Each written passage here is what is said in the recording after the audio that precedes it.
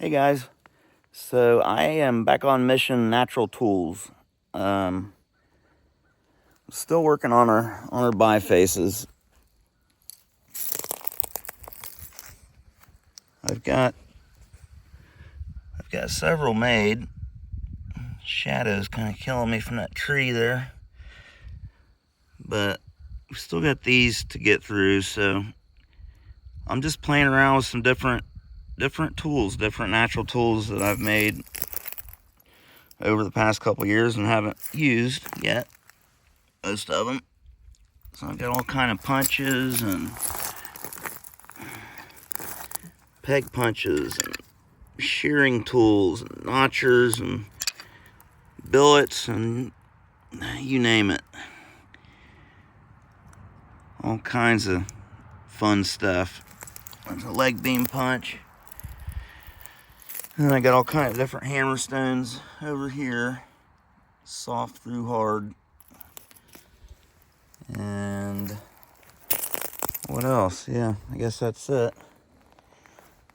So I'm just going to be playing around with some different tools, and I'll be talking about what I'm doing a little bit. Try to. I'm going to set you guys, excuse me, back a little bit further than usual.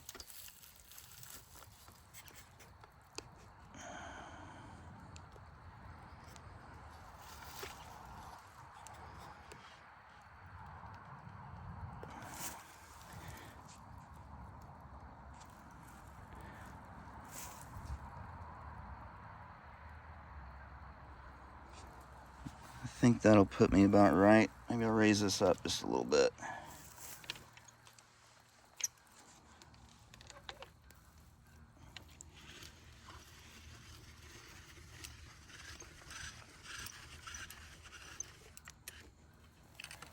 Maybe I'll raise it up quite a bit. Should be right in that vicinity.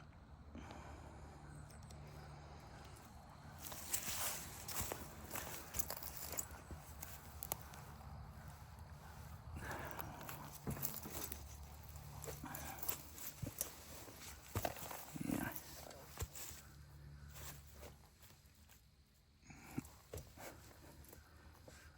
All right, I guess you guys can see that.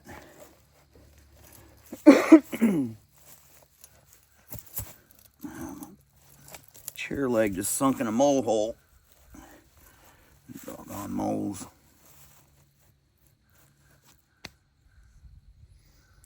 Alrighty, what to do, huh? Well, I guess I need to pick out one of these spalls here first.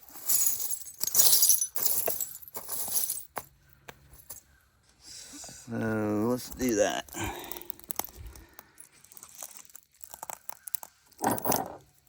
Just take the one on top. It's a big old thick biscuit. It's a biscuit. Let's see if I can break this thing. I'm doing pretty good. I've only broke, well, I got that one broke preform there. One out of 3, 6, 8. Not too bad. So I am going to use a glove because anytime you're using, or anytime I'm using new tools that I haven't used in a while or I haven't used at all, that's when I get cut bad. Seems to be. So with that in mind, I'm going to put a pretty heavy glove on. For this early work, it won't make a whole lot of difference. You start getting down to the finer work where you need to apply that back edge support and stuff, it makes quite a difference, I've noticed, with how far the flakes run and how well you can support the piece with wearing a glove as opposed to just your bare hand. It seems to me you can support it much better with your bare hand. This looks like a really high quality piece of Buffalo River chert. Some beautiful colors in it. Looks like they run all the way through it, so no pressure on capturing some cool stuff in this one. All I have to do is just not break it.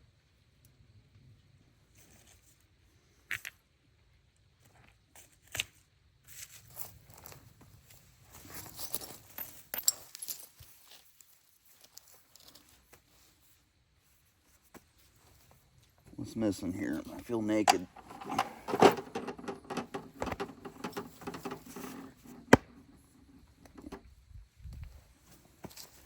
Leather.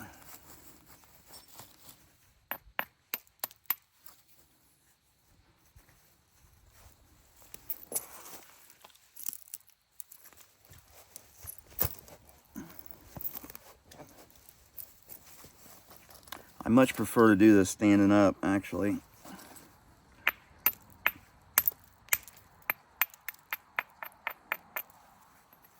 You can kind of put your whole body into these movements and get these flakes to really come off there.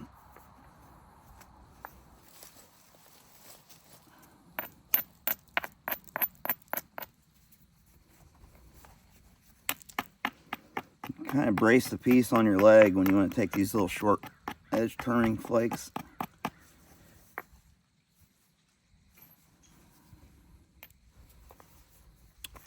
Man, seems like it'd be an easy piece just to start into, but got this weird where this flake where I took this ball, it rolled right there. This fracture did, it hinged. And it left a really rounded edge right there. So I'm gonna go ahead and try to work that off there.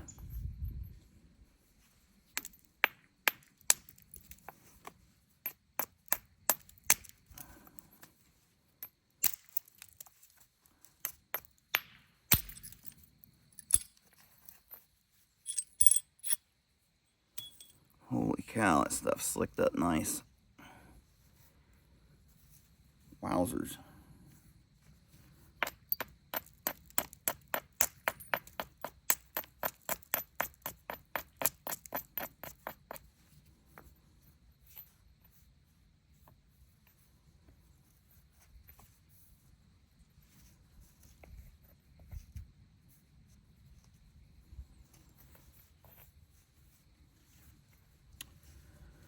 Oh boy, choices, choices.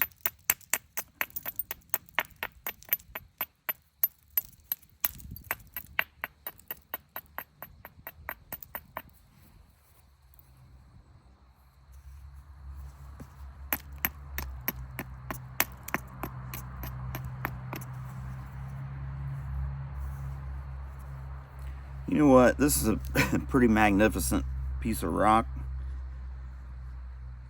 And seeming how this is my first thing I've hit today, it might be wise for me to start on a little bit plainer piece, maybe. Let's see what I can do with this thing. It's going to be something narrow, obviously.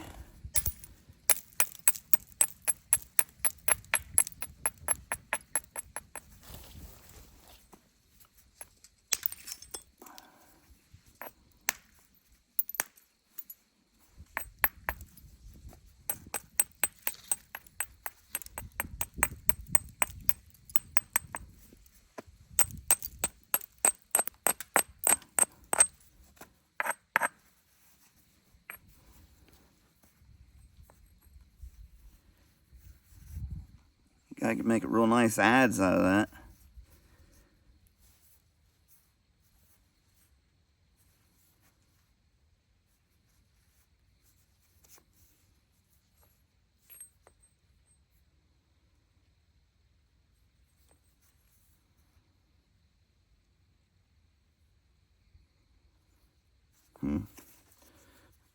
Be a perfect piece to do that with.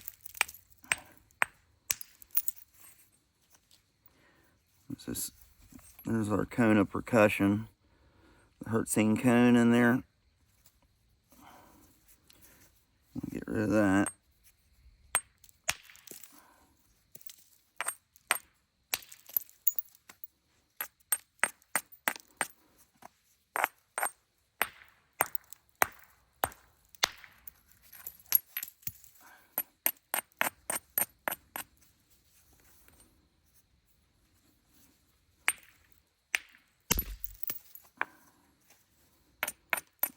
Okay, that took care of that cone.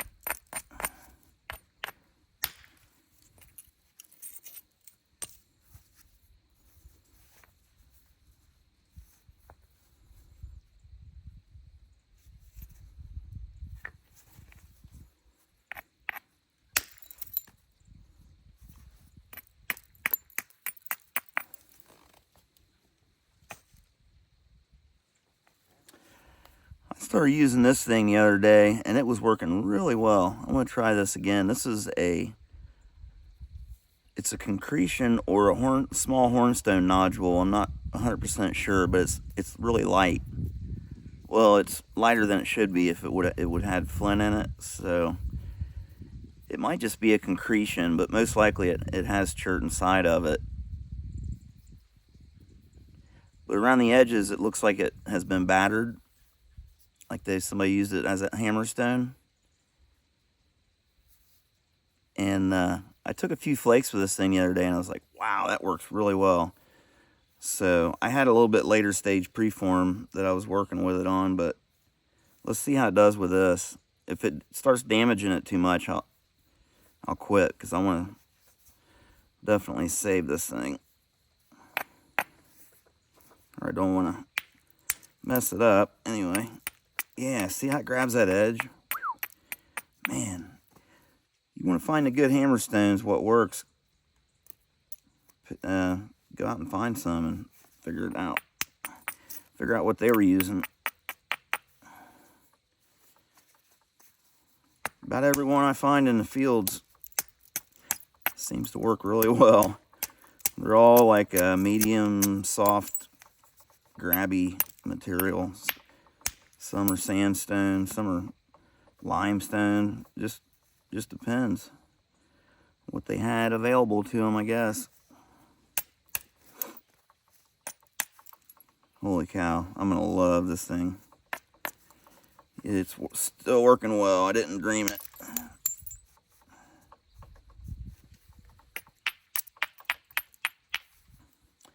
Okay, so I've got this huge square edge over here. The only way I'm going to be able to do anything with this piece is just to get rid of all this. So if I have to sacrifice a little bit of length to do that, so be it. That's probably what'll end up having to happen, unless I can really zigzag this edge and be really aggressive with it. The thing is, I don't want to move this edge too much this way, because that'll narrow this piece, or this surface. So I want to preserve this width on the bottom here, and this is flat. I could, run pressure flakes across that if I had to. So we want to conserve this, take this down.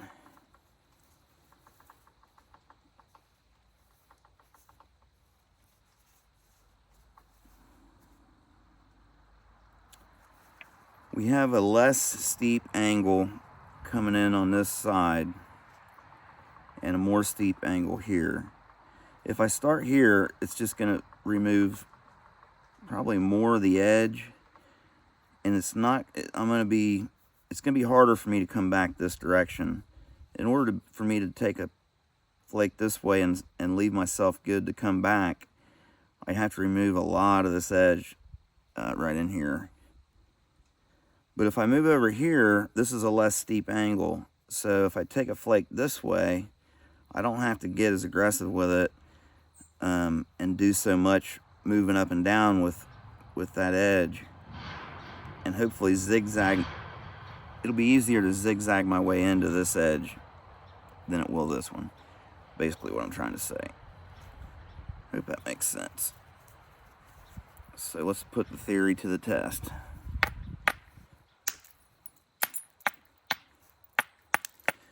I definitely have to lose just a little bit of length to get myself set up right.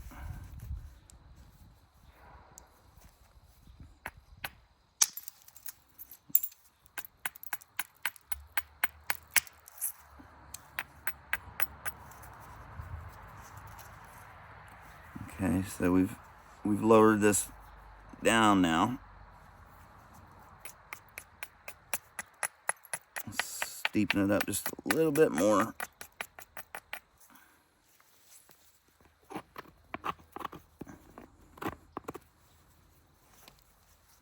I'm going to try to grab this edge right here and force some of this material off right in here.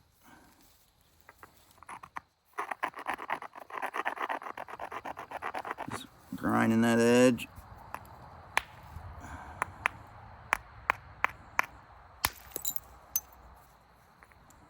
Okay. Come back. Lose just a little bit more of our length up here. This is really just starting our balance and our convexity up here on the tip of this piece. So, it's not the end of the world that we're doing this. This has got to come down a little bit. That's got to come down a little bit to match that surface.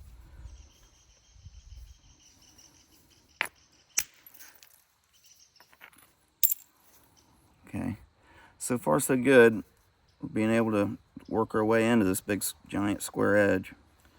Now, since this needs to come down a little bit back here, I can do that by removing a flake from this edge. And that's going to lessen our big square edge here. So that'll end up helping us. Plus, I see a little bit of the seam going in right there. So I need to investigate that anyway. So let's just run a couple across here. That'll help our contour. Whoa. Hold on to it, Brad. Man, I feel like something stung me in my glove.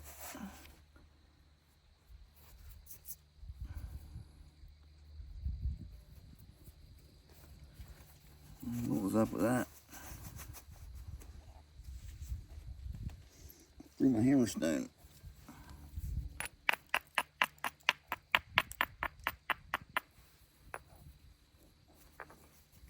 Let's try that again.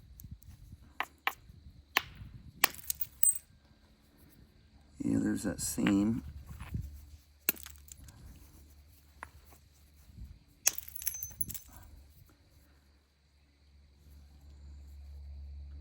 Step just a little bit right there.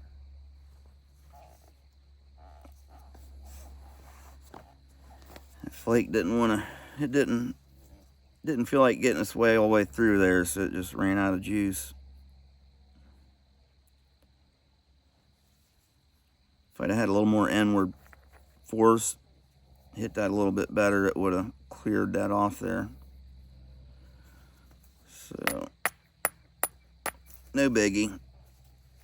It's a little superficial step fracture there. So I can crack this thing on top here and just hope this breaks all that out of there. Or I can try to come back this way and work a little bit of that off there. That'll set me up a little cleaner too. I still need a big one back the other direction. Oh, wait a minute, I'm working from the wrong side. What am I doing back there? That's why I'm having so much trouble. We're working up here, remember? I didn't.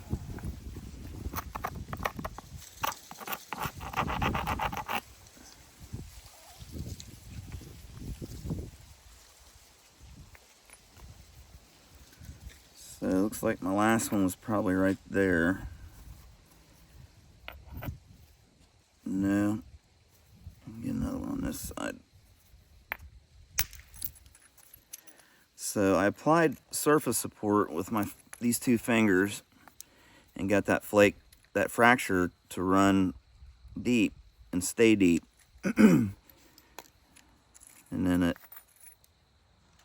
removed a lot of that square edge there.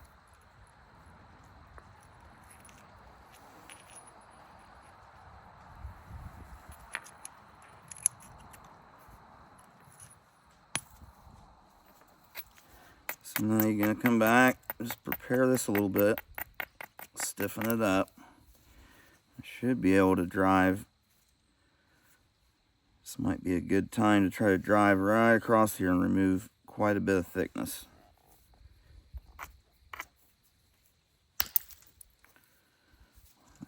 I caught a hold of it right up here on this edge.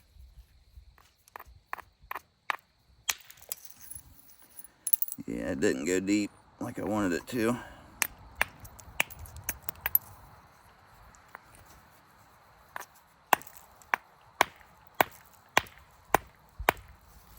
That's asking a little much of this hammerstone. It's pretty soft, so that's about the limits. Cracking on that dull stepped edge there. Do that too much, this thing will be no more.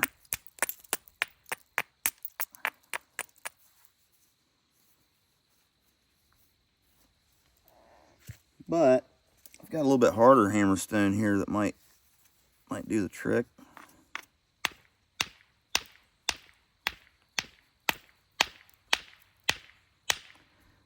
Man, that's a tough spot there.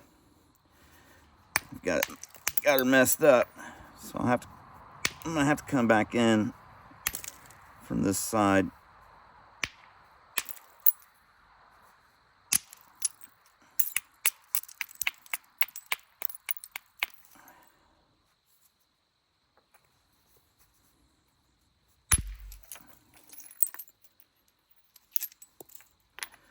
That didn't work like I anticipated it to.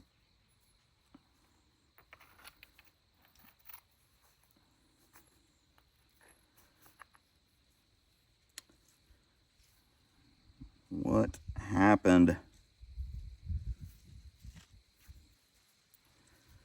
I tried to get crafty and knock a bunch of mass off there, and it backfired on me big time. Not sure what happened. I have to review the footage of that one.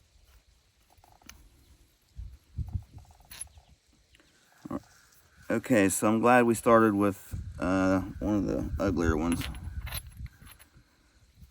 Not that it was an ugly piece of rock, but this other one was definitely a little prettier.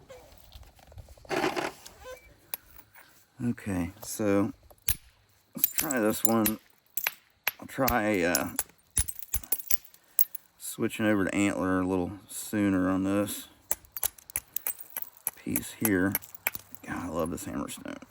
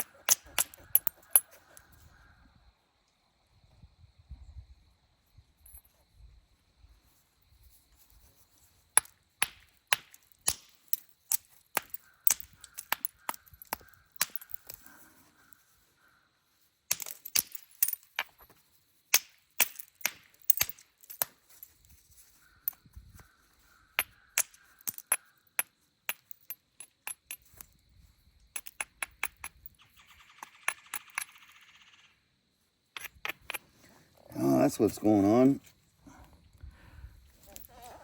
I still had that hard quartz hammerstone. I thought I had this one. I wouldn't have been cracking on that edge like that. That's why I don't know if y'all see me stop and look like what is going on. I was sending those fractures in there way too aggressively. You can hit harder, I've noticed, with a softer hammer. I've got it. There's a crack in there and it's not allowing that thing to release.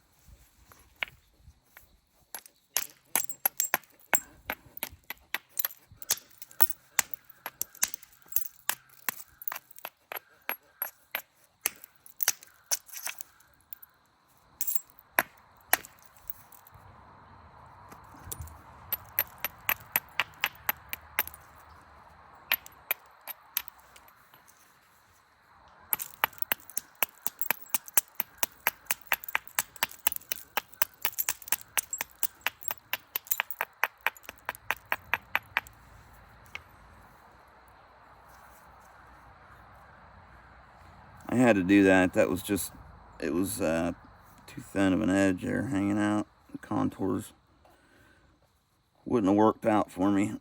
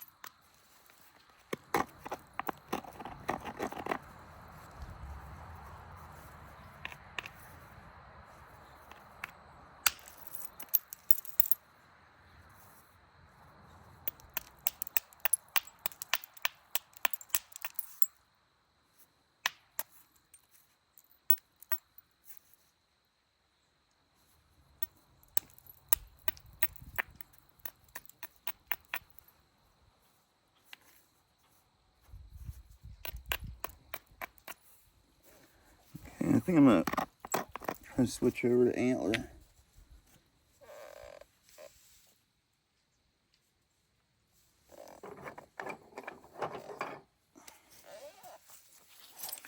Let's see what we can do with our moose billet.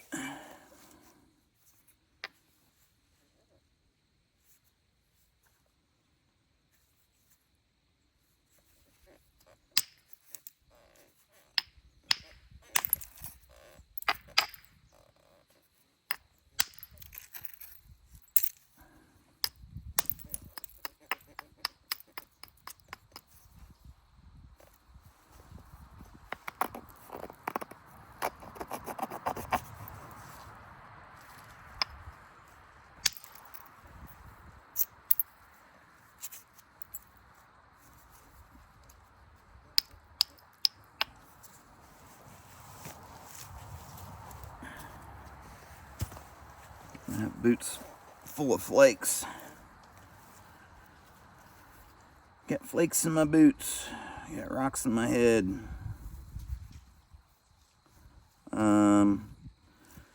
Okay. So the moose, I can tell, is a little bit harder than that elk for sure. Seems like it's got a little more bounce to it.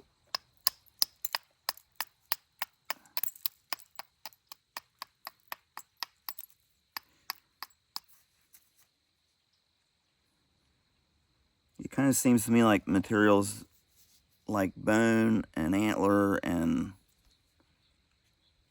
really hard wood materials, something that you can take and drop on concrete and it would bounce, work really well, because I think that bounce helps that flake to initiate and transfers that energy a little bit differently than something that just has a thud, you know what I mean?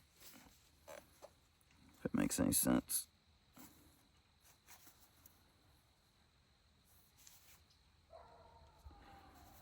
We're getting there, a lot of thickness. I'm gonna try to bevel this edge and come back this way.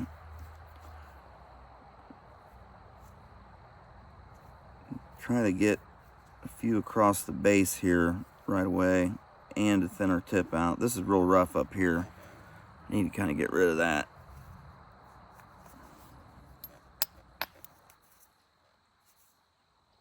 Let's see, so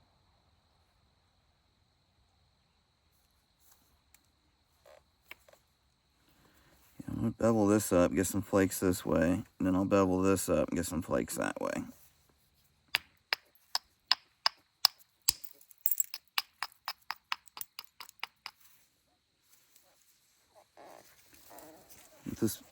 With this big large mass billet, I need a kind of a broad platform.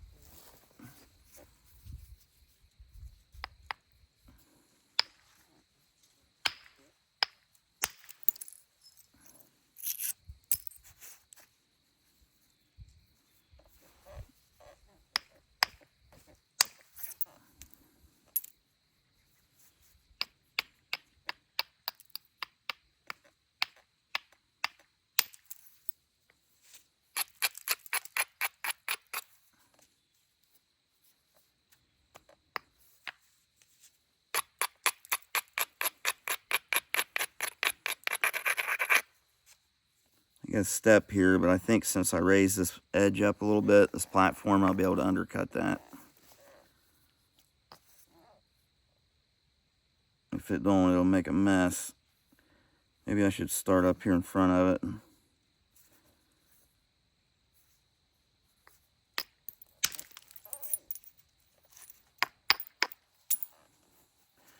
Kind of sort of got it.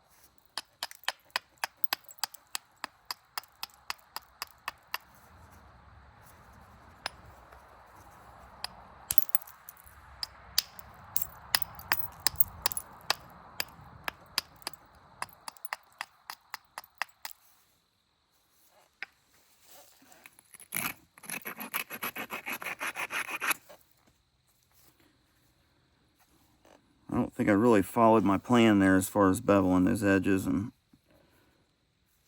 kind of went random there. I went freestyle.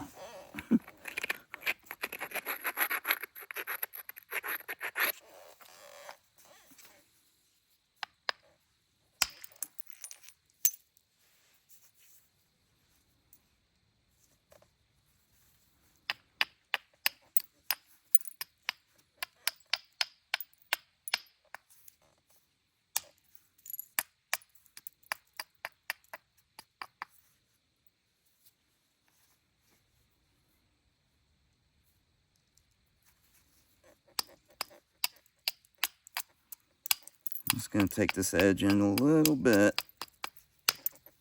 Steal another one right there. That might get me turned high enough where I can come back on this side.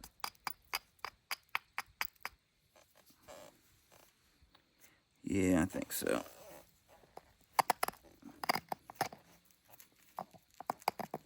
Just trying to isolate that just a little bit.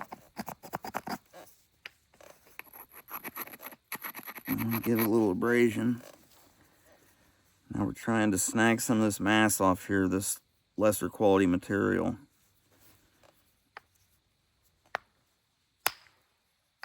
I hit it too far up here on the edge.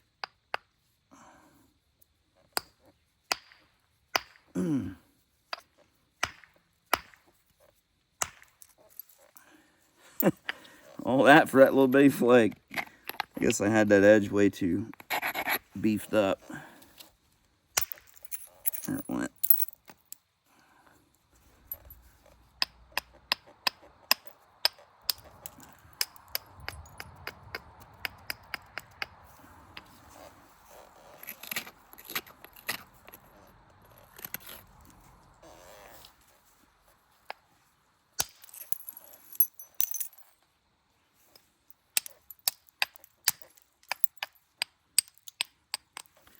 All right, let me set that thing down and try to get my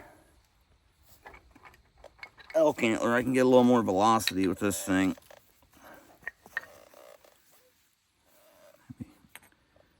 Get something going up here on this big fat tip.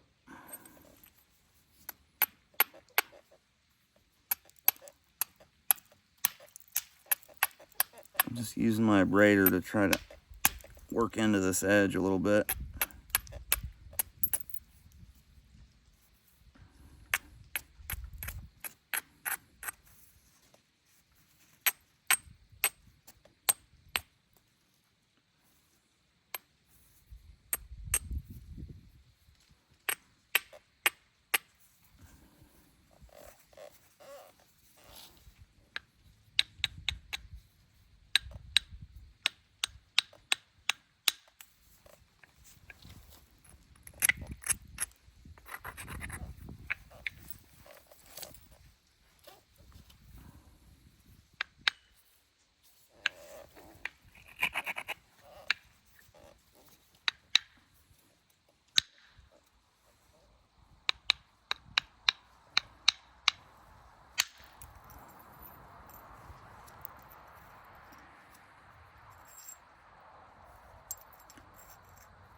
Voila, as Mr. Crafty would say.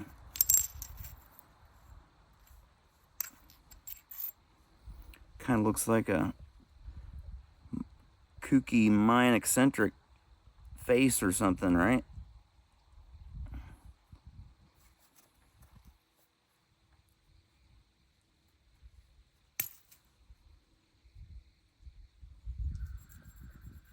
Got a little rough spot in there. But that got rid of all that drier material up on that surface. I was able to set that platform up, get it just stiff enough where knocked all that off there.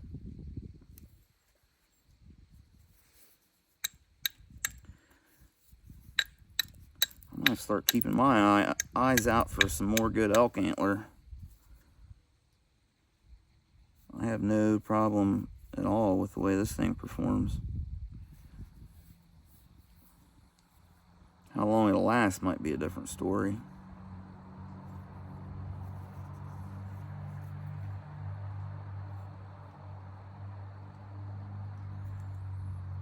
So I've got my edge pretty battered up right here. I need to clean that up. So let's see, maybe I can get one across this way. So that took care of thinning our tip out big time. Remember how fat it was. So now we need to move back to the base.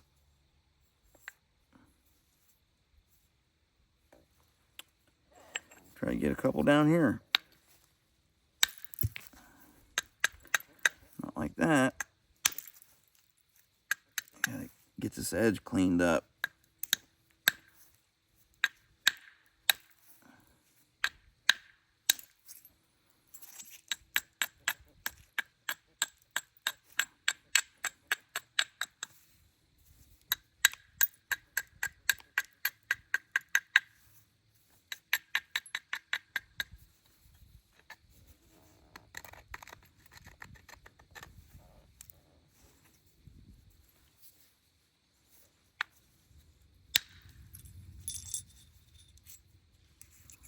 I'll tell you what, once you figure out how to prepare that platform and you start getting them right, boy, it really, you can tell everything works so well. And it pays to stop when you have one work good like that and look, what was that platform, you know, what I just hit? What I'm seeing is it was a much finer platform than I'm typically trying to hit.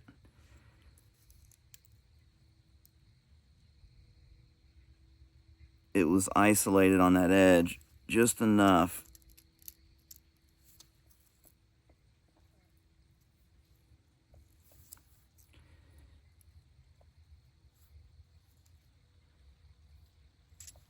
So I need to be looking like, you know, for spots like that to hit.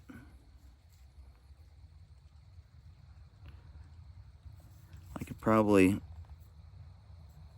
prepare this little spot right here a little bit.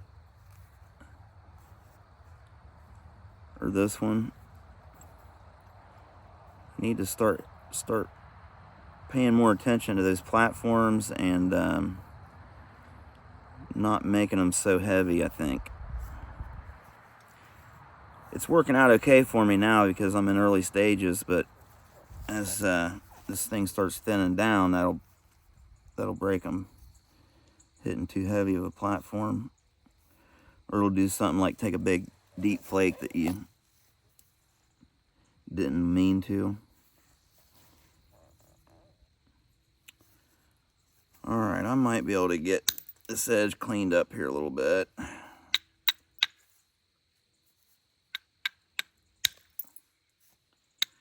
course, I'm just going for bifaces here, right?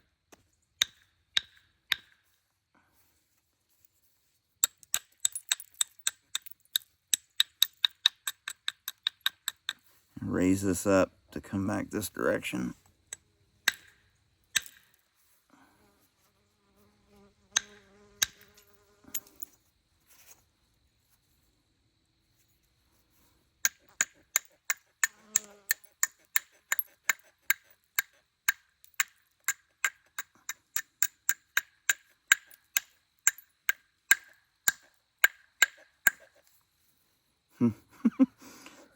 wonder it wasn't letting go.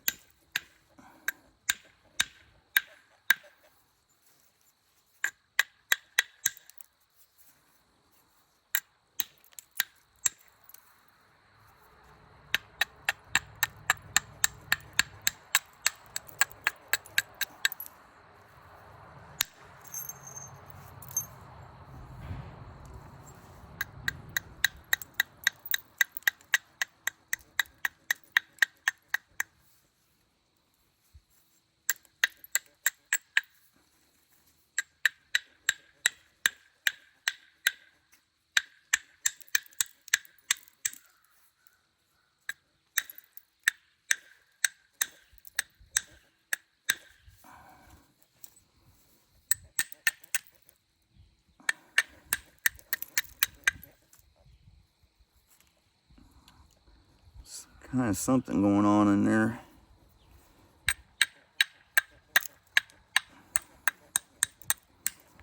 Off there.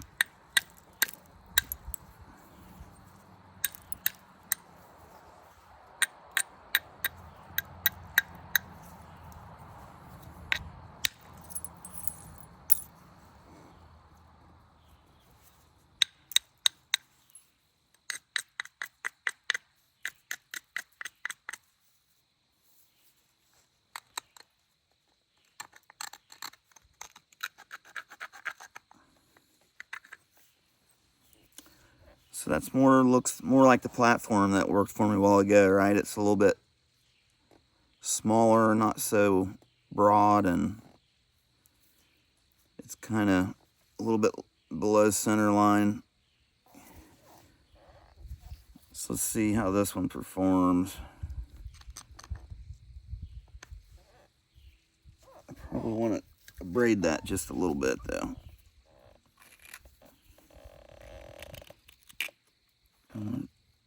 Shear up on it and drop it down just a little bit.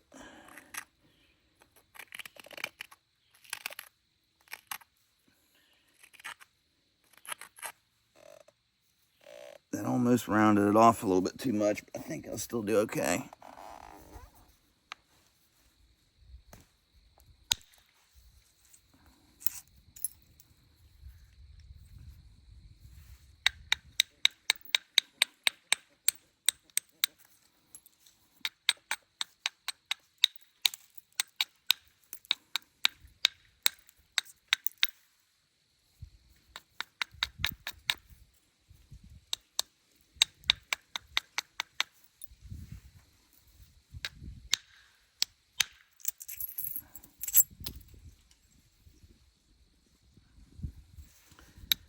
That was kind of reckless hitting that edge. I should have probably prepared that a little better.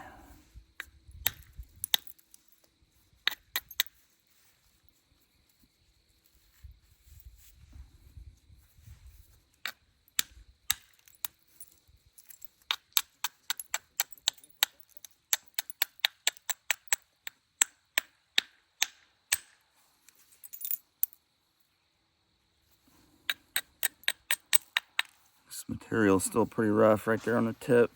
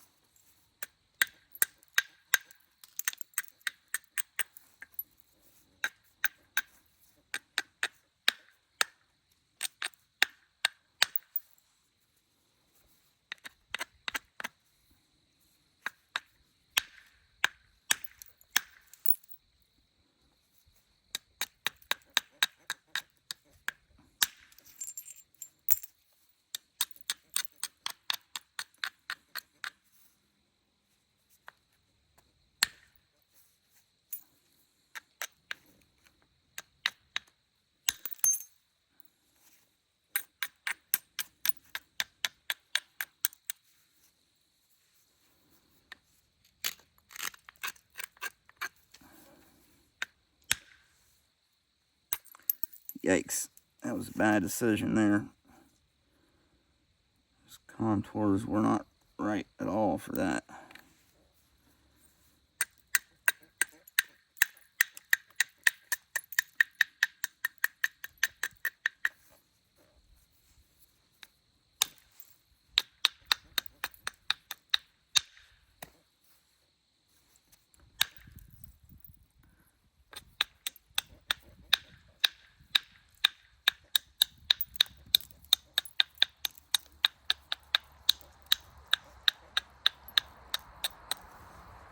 I think I'm gonna quit while I'm ahead on this thing.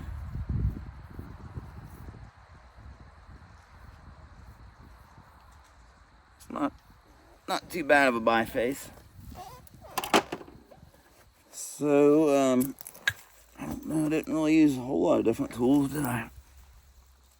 48 minutes, yeah. So just a little more natural tool practice, guys. I'm going to be doing a lot more natural tool stuff on here. I thought about maybe doing another channel, but I don't think I'm going to. I think I'm just going to keep everything on here. But I just got a new iPad, so hopefully maybe I can start doing some editing and figure out if any of you guys know a good app that I can use either on my phone or on my iPad to stitch clips together. That's really all I need to do, right? Just stitch them in. Let me know. I'd love to start doing some editing. I'm hoping I can do a lot more editing on that iPad. That's why I got it, so, or one of the reasons I got it. And yeah, I'll still be doing copper stuff. I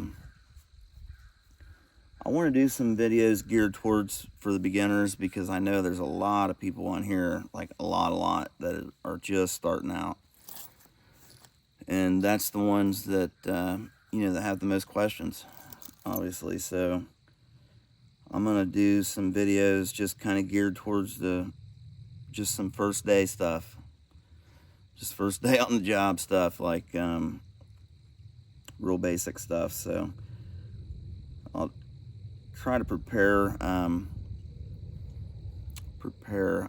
a way to do that, do that in a way that it's broken down in parts. I'm not sure how many parts. It'll probably be, who knows, a dozen part series or something. Just go over platforms and edges and tools and, you know, everything. It'd probably be way more than 15 parts, right? But anyways, that's just kind of what I got going on, and I'm pretty much caught up with all my material orders and selling a lot of arrowheads here over the past couple weeks. People are really liking this authentic look, and I'll probably start at the very least. Well, it'll be the very most I'll do probably also, but I want to put some kind of maker's mark on these pieces, because making them like this, they look so authentic to me that I know all you'd have to do is bury one of these damn things and ground for 10 years and dig it up, and you probably sell it as authentic, but you didn't hear me say that, and that's not something I ever intend to do. But I'm going to start putting a maker's mark. I'm going to get a diamond scribe, and not going to be anything crazy or noticeable or anything. I'm just going to put something on there. I got to do something. Don't feel comfortable releasing all this stuff out without some kind of something on it. And the Sharpies come off too easy with fingernail polish remover. So anyhow, thanks for watching, guys. Sorry for blabbing on there. It's kind of what's going on with me. So I'll catch you all in the next one. Thanks for watching, guys.